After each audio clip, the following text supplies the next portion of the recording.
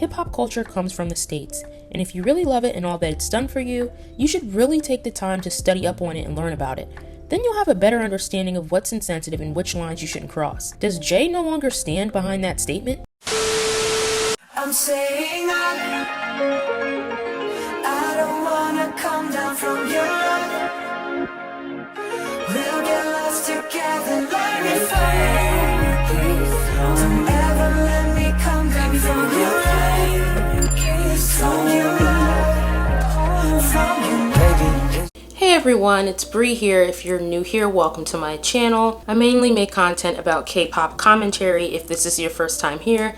And if you're a returning subscriber, hey, thanks for tuning in and welcome back. So, I'm sure you guys have already read the title of this video. Today we're going to be discussing Jay Park, the former member of K-pop boy group 2PM and the current CEO and founder of Higher Music and AOMG. He was recently trending on Twitter due to the release of his DNA remix music video, and as a former fan, I kind of debated on whether I wanted to talk about this issue or not. I kind of debated back and forth because I'm like, okay, this is the second time that Jay Park has been in the news in the past couple weeks or so. It's just really exhausting, but I decided that if I did want to tackle this content, I didn't want to talk about just this issue. I also wanted to talk about some other issues that have come up with Jay Park in the past. So I actually posted a poll. My subscribers, about 80% of them that participated in the poll, said that they wanted me to make a video about this. So I was like, let's just do it because I do have a lot to get off of my chest. So in this video, I'm going to talk about why Jay Park started to trend on Twitter and receive backlash after the release of the DNA remix music video. And I'm also going to talk about some of the issues that came up with Jay Park starting from when he first became a K-pop idol. But before we get into this video, I just want to make a really quick disclaimer. The intention of this video isn't to cancel or send hate towards Jay Park, so please don't participate in any hate comments, etc. The purpose of this video is to raise awareness of what's been going on lately with Jay Park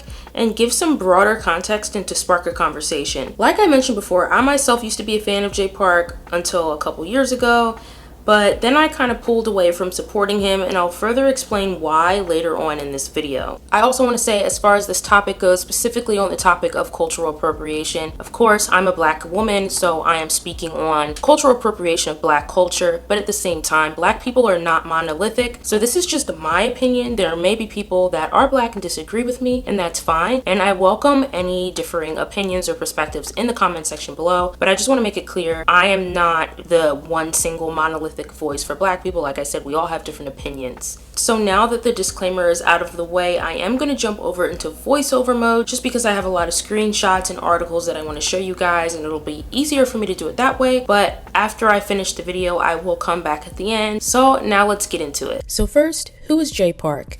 And how did he get to where he is now? Jay Park grew up in Seattle, Washington. His music career began when he became the leader of the JYPE boy group 2PM in 2008. However, Jay Park came under fire in September of 2009 when comments he made on MySpace from 2005 resurfaced. At the time of the posts, he was a trainee, and he made some inflammatory comments about Korea. K-netizens understandably didn't take the comments well, and Jay Park released a public apology.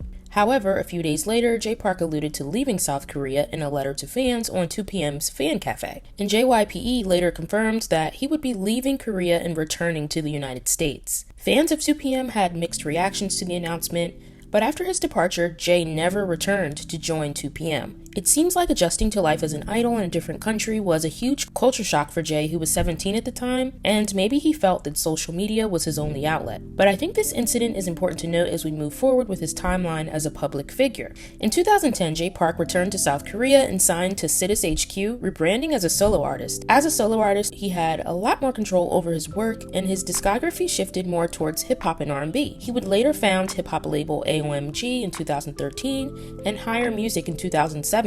Like I mentioned before, I was a huge fan of Jay Park. He was actually my introduction to the K-hip-hop and R&B scene. Some of my favorite songs are Me Like Ya, Joa, Metronome, and You Know. Unfortunately, in the last few years, I've taken note of some of the controversy Jay Park found himself wrapped up in, and a lot of it honestly didn't sit right with me, and that caused me to pull away as a fan. So now let's get into some of Jay Park's problematic behavior that I'm referring to. So the first thing that comes to mind are the comments made by Jay Park and one of his Higher Music artists, Avatar Darko. Avatar Darko is a rapper that was signed to Higher Music. He is white and originally from Estonia and received some backlash due to his locks. Fans accused him of cultural appropriation and that his interpretation of hip-hop culture was performative, and he responded in, well, a pretty anti-black way, perpetuating negative stereotypes against black women. What made matters worse is how Jay chose to respond.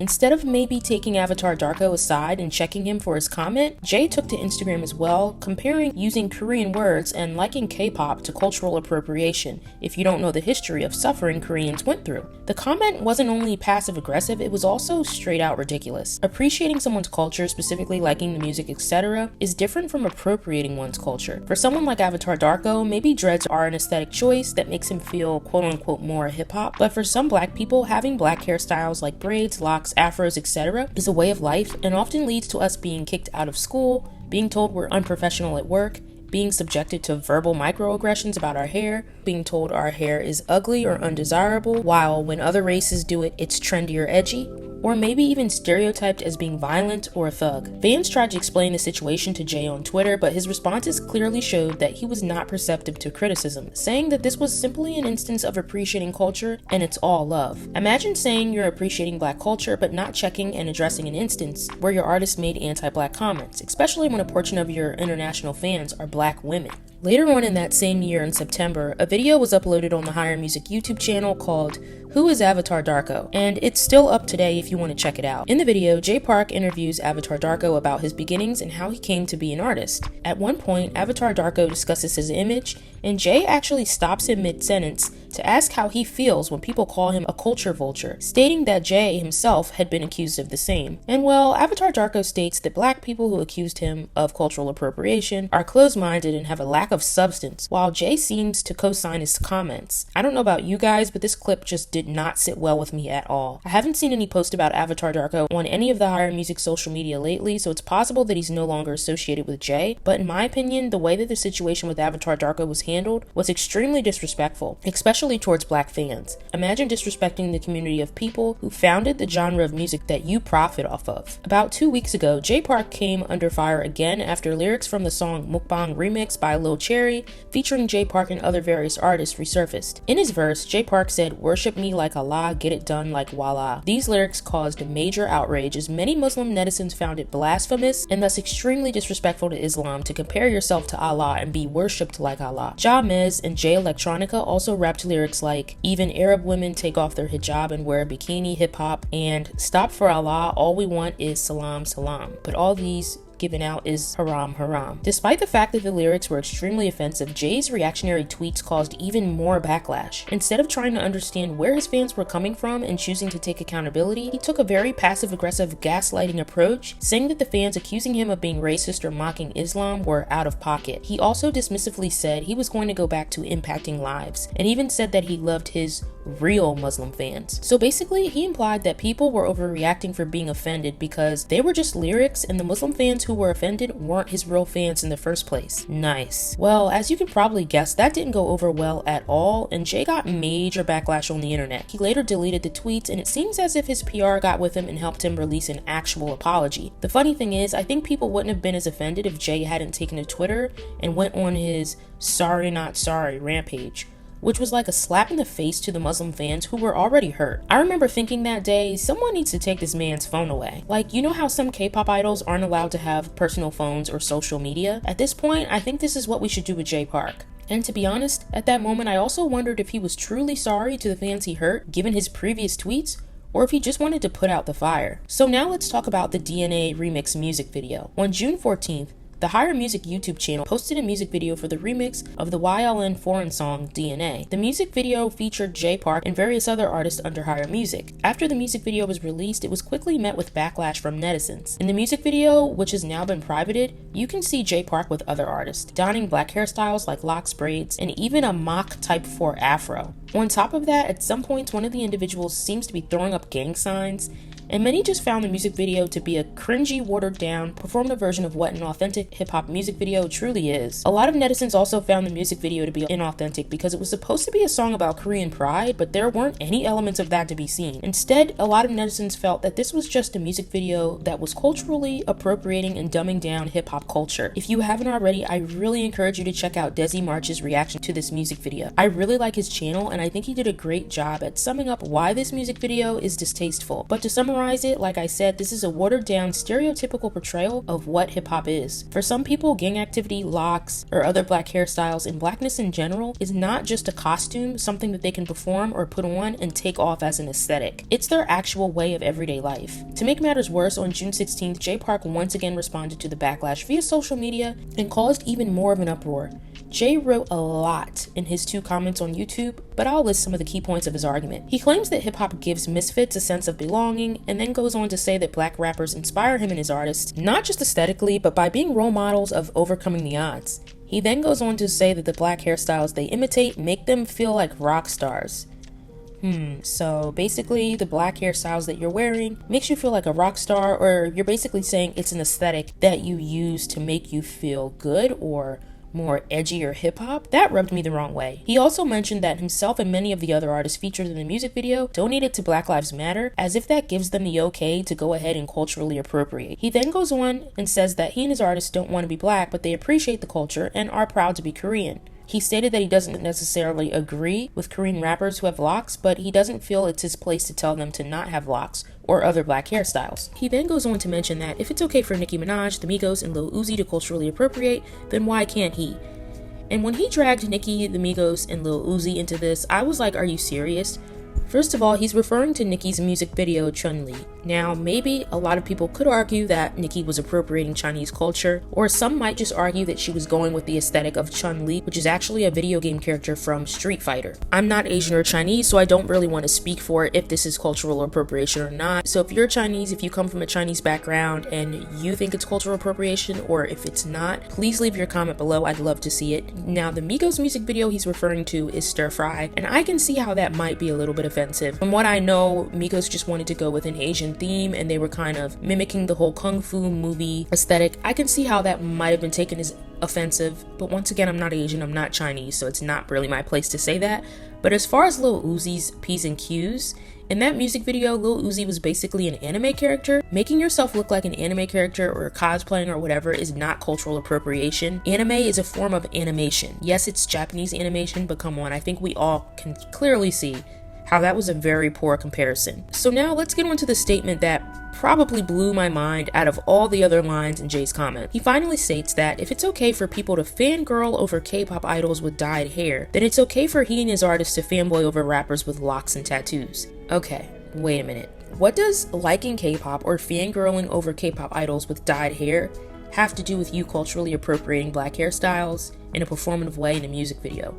I'm not seeing the connection here. And that's because there is no connection. But once again, guys, if you have differing opinions, feel free to leave them in the comments. He also added that his PR agent, Julie, who later actually tweeted an apology, warned him not to post the video, but he did anyway. And he basically said that in a bragging way, like, oh, shout out to Julie, you're the best, but yeah, Julie told me not to post this music video, and I totally bypassed her. On top of that, I also noticed a deleted tweet where Jay tried to deflect, asking if anyone had spoken up about ending Asian hate. So this is a classic example of deflecting, gaslighting, whataboutism, whatever you want to call it. Like I said, this tweet was deleted. I'll see if I can find a screenshot of it on Twitter, but I do have a screenshot of the tweet showing up in Google results. Then, of course, if you try to click on the tweet, it's no longer there. But the fact that I have proof that it was showing up in Google search results let you know that he really did tweet that. And to me, that was honestly one of the most disgusting parts, because I know that was directed at the fans that were offended by the DNA Remix music video, probably specifically black fans. And if you know anything about the black community, we've seen tons of oppression in our history. So I think out of all the people who would understand another minority's plight for fighting discrimination or racism, etc., it would be us. So that goes to show you how Jay really feels. So, as I'm sure you can guess, these comments did not go over well, and Jay Park was trending on Twitter for a while. He eventually privated the video on June 16th, but at the time I'm recording this, he has not apologized or even acknowledged the situation at all, and instead just went back to promoting his artist and other ventures on social media. If anything, I think this recent issue shows us that Jay Park cannot accept criticism. Instead, he plays victim and responds passive-aggressively. He also claims to have a love for and respect the black community in hip-hop since it got him to where he is today. But yet he refuses to listen to the black voices who are offended. To be honest, even if he did release an apology, at this point I don't think anyone would believe it was genuine. With the Avatar Darko situation, it seemed very clear that Jay rejected the idea that he's a culture vulture. Yet 2 months later, in an interview with ID, he responded to the backlash he received about the Estonian rapper, stating, "Hip-hop culture comes from the States. And if you really love it and all that it's done for you, you should really take the time to study up on it and learn about it.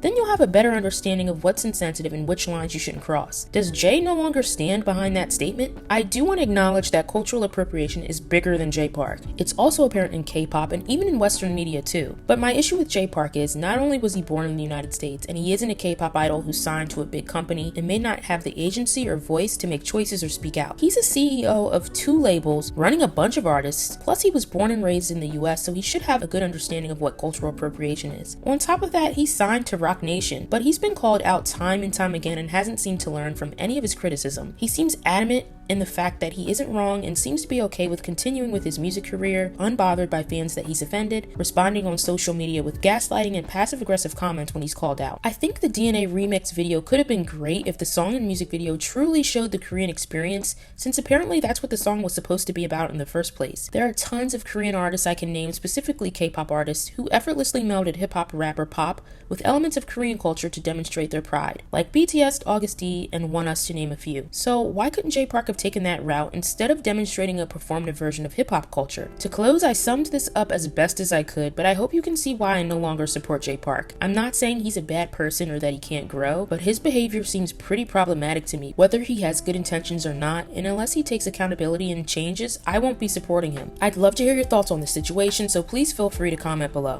So yeah, that just about sums it up for this video. I just want to end with some closing thoughts.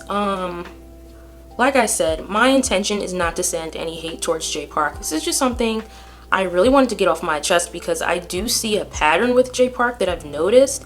He kind of acts in this defensive way anytime he's called out about anything, and I think there might be some deeper issues that he has going on. I'm not sure, but whatever it is, it's not okay. It's not fair to his fans, and that's why I started to kind of drift away from him a couple years ago. And like I said before, I used to be a huge fan of Jay Park. I went to his AOMG concert in 2015 with my friend. I had a great time. I love his music. To this day, I still really like his music. So it is disappointing, but I have to be real and just know that a lot of the stuff that's been going on with him doesn't sit right with me. So I just decided to pull away a few years ago, and now that I see this happening, it's kind of like, okay. I do want to point out something. When I was reading some articles about when Jay Park left Korea and left 2PM, JYP actually made a statement about Jay Park leaving the group, and he actually commented on how when Jay Park was signed or when Jay Park became a trainee, he noticed that Jay Park was a very rebellious person or a rebellious kid, and he mentioned that he really admired that and he kind of liked rebellious kids who kind of go against the grain. And I think with Jay Park, that was a good trait because his rebelliousness probably made him resilient and made him able to kind of make a comeback even after he left 2PM, and to eventually get to where he is now, where he started 2 hip-hop labels and he's kind of become like a big deal in the underground hip-hop industry in Korea. But at the same time, I think that same rebelliousness is kind of working against him now 17 years later, because it seems like he kind of has this attitude where I'm right, you're not, I know my intentions, I'm a good person, it's all love. Like if you look at his apologies or his responses to fans, he's always like, okay, you guys might be offended, but that wasn't my intention, so it's all love, I'm just gonna go about my day. And that is not an okay perspective to have. You know what I mean? It's very passive aggressive, it's very condescending. I was also actually in a Clubhouse room with him and Cha Cha Malone like a couple months ago with K-pop, club in Clubhouse called K-Pop Insider. And when he was being asked questions about his career and stuff, people on Twitter were using the assigned hashtag for that conversation and asking him about cultural appropriation. I wish I had screenshots. This was a while ago. I don't even remember the hashtag. But there were a lot of Black fans submitting questions asking him about his passive cultural appropriation. And the host of that Clubhouse room didn't ask him any of those questions from Twitter, but I'm sure Jay saw them. So he knows that this is an issue. He knows that he's been called out for the same things over and over again. But for some reason, it seems that he doesn't really care, or he doesn't think he's wrong, or both. And it's really disappointing. Like I said, on the day that I'm recording this, he still hasn't released an apology or a statement at all about the music video. He just privated it so no one can see it. But he did release a statement or an apology for the Muslim fans he offended. So I'm not gonna lie, that does kind of make me feel weird, and I'm in no way saying that he shouldn't have apologized to the Muslim fans, because of course he should have. Like, both of these instances are wrong. Both of them are totally wrong. But if he never releases an apology about this issue, to me it's gonna look even worse. Even if the apology isn't genuine, even if he still thinks he's right, I don't know, that's just how I feel. But anyway, guys, I'm just gonna wrap things up because I feel like I'm rambling, but I just wanted to get this off my chest. I would love to hear your opinions. If you disagree with me, that's fine. Let me know what you think about Jay Park, his past, his recent controversy, the way he responds to fans who are trying to tell him when what he's doing is perceived as offensive. Definitely let me know. Let's have a conversation about it in the comments, but remember to be respectful. And who knows, this might get to Jay Park. If it does, I'm hoping maybe he'll be able to see other points of view and know that this isn't about attacking him. This is just about critiquing him. He is a public figure, and I think he needs to realize that when you're a public figure and you do something that's offensive or perceived as offensive by some of your fans, as a public figure, as an international figure, you need to take accountability, whatever that looks like. That's all I want him to know if he does see this.